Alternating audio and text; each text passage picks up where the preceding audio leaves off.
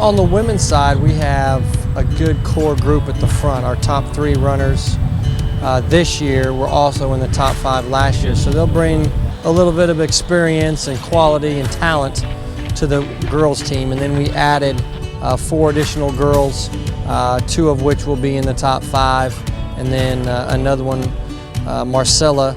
She will end up helping us a lot next year, as she's going to redshirt this year. But the 2 girls that we have coming in are coming from teams who are very competitive at the state level and regional level, so they understand the state, the competitiveness and the team aspect of it.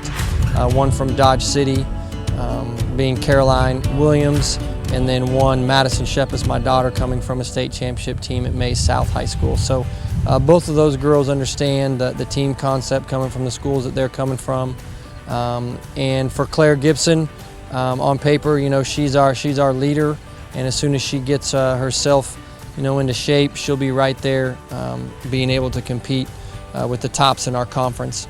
Lauren and Spencer also are very, very capable, very talented girls, and the best thing that those 2 do is lead by example, and they're here every day ready to go and really able to show that leadership by their actions. On the men's side, we did lose our top 2 runners on the men's side. Alex Ultreras is our top returner. He really came along the last half of last year and was running very good times. And the men are exciting from the standpoint they're young. We have 4 freshmen in the top 5 for us this year, which is always a little scary for a coach because they're inexperienced and they're going to have to learn the hard way sometimes. But the good news is that they're talented.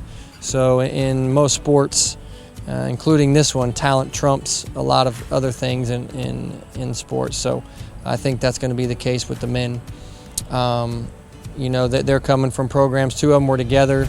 Ezekiel and Christian come from El Dorado High School, where they're used to running together, and they're showing that here early in our team, running together and getting along with that chemistry. So the boys so far have understood that they're going to have to work a little bit harder than they did in high school, a little bit more mileage. But the talent on the men's side is going to be really exciting to watch them, not this year, but next year also and the following year. So watch their development. We could be looking at one of our top 3 recruiting classes, that we've had at Newman, but only time will tell, so we'll see.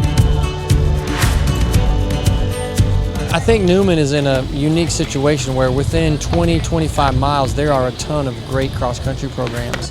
And when I got the job here in 2001, a long time ago, I told them in my interview, if we can get just the top 2 or 3 kids from our area every year, we can compete, year in and year out. And I think that's no different. Fort Hays and Emporium, Pitt State, they come here to recruit because it is a good area. They recruit other places as well, so do we. But ours might be a little bit of advantage just because we're local, we're home. They've heard about us, they've seen us, they've been on our campus. So I'm hoping that we can use that in the recruiting, wars, so to speak. But at the end of the day, it's just about finding those kids that fit, our academics and our values, and are willing to put in the time and want to run at the next level. So that's what we're hoping for with these kids. We were very intentional with our schedule this year. We scheduled 2 meets at the beginning of the year to get our kids used to the distance and get them some college experience. And then after that, we do not compete on back-to-back weekends intentionally so that we can race and then have 2 weeks to train, and then race and then have 2 weeks to train. So I think it will benefit this group, just being as inexperienced as they are, being able to have that 2 weeks to learn from the last race and prepare for the next race. And plus, being younger, sometimes those kids break down a little bit more with the increase in mileage. So it gives them a 2-week time period to rejuvenate themselves and to make sure that they're fresh for basically our last 5 meets that we have.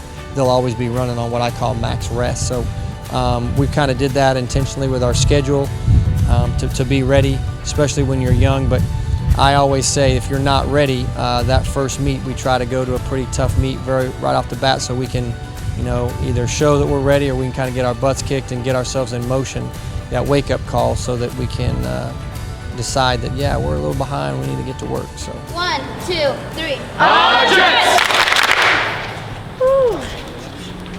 everybody get their stuff?